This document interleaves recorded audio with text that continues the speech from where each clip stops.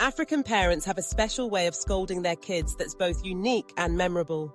Whether it's the famous look, the powerful name call, or the almost supernatural ability to know exactly where you went wrong, these scoldings are an integral part of growing up in an African household.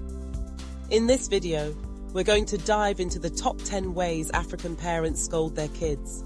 And trust me, if you've grown up in an African home, you've probably experienced most of them. The full name treatment. One of the first signs that you're about to be scolded is when your African parent uses your full name. The moment they drop the first and last name together, you know you're in for it. It's like the full name activates a different level of authority, almost like a command that can't be ignored. Example, Chukwuemeka Ugochukwu. What did I tell you about leaving your things around? Suddenly, you feel like you've committed a federal crime. The full name is a warning, but it's also a serious reminder that your African parent means business. And you know, you don't want to be around when they start saying your middle name. The silent treatment. There's nothing more terrifying than when an African parent goes silent after you've done something wrong. This silence is usually accompanied by a deep sigh. It's the kind of silence that makes you feel like you've just committed the worst crime in history. Your parent doesn't yell or scream, but you can feel the weight of their disappointment. Example, Mom walks into the room, sees the mess, sighs deeply and walks away. You know the scolding is coming, and you can't help but feel like a horrible person for causing that moment of silence. The let me tell you a story technique. African parents are masters of storytelling, and when you mess up, they love to draw parallels between your mistake and something that happened to their neighbor's child, or their friend's child, or that cousin who used to be like you, but now has become a successful doctor or lawyer. Example, do you remember how Chika used to behave? She didn't listen either. Look at her now, she's a lawyer in London, and you sighs deeply. These stories always leave you feeling guilty, and you know you're not getting off easy. The underlying message is clear. If you don't change your ways, you'll end up like the other bad kids who failed in life. The I will call your father threat. This is the ultimate weapon African mothers have in their arsenal. When they know they can't quite handle you on their own, they drop the famous line, I will call your father. The very thought of hearing your father's voice on the phone is enough to send chills down your spine. You know that when Dad hears about your misdeed, it's going to be a whole new level of punishment. The scolding may not even happen immediately, but the dread of what's to come is enough to keep you in line. Example, Mom picks up the phone, starts dialing. I'm calling your father right now. Even if she never actually calls him, you start to feel the weight of impending doom. African parents really know how to make you regret your choices. The physical scolding. Now, this is something we all remember from our childhood. The physical scolding.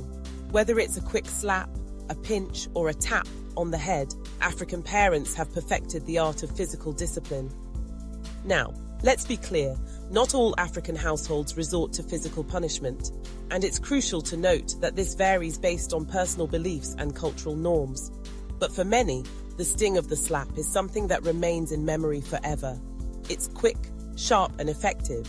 Example, you spill water on the floor. Mom doesn't even say a word.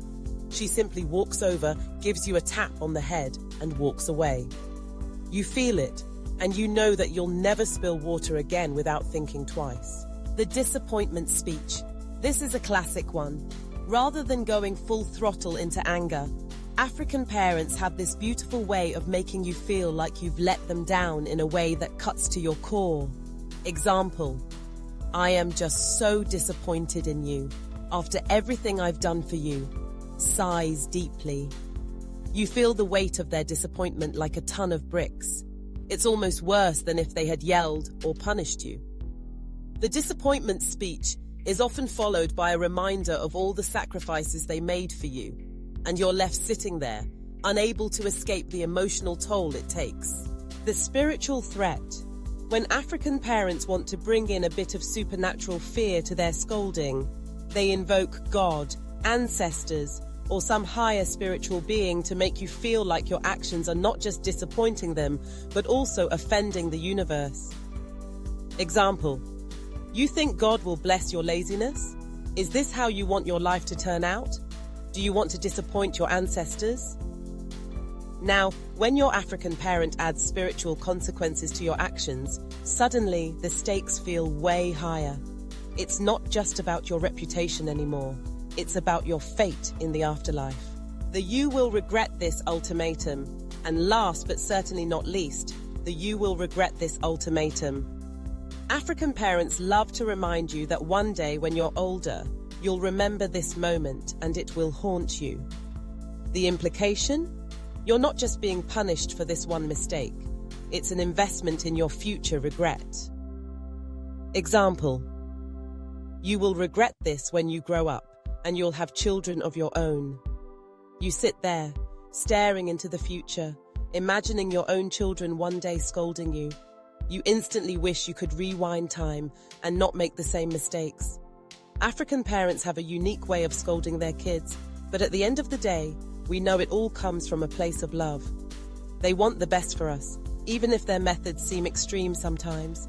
Whether it's the full name, the disappointment speech, or the spiritual threats, we can't help but laugh, now that we're older, at how familiar these scolding techniques are. If you've experienced any of these, or have your own scolding moments to share, let us know in the comments below.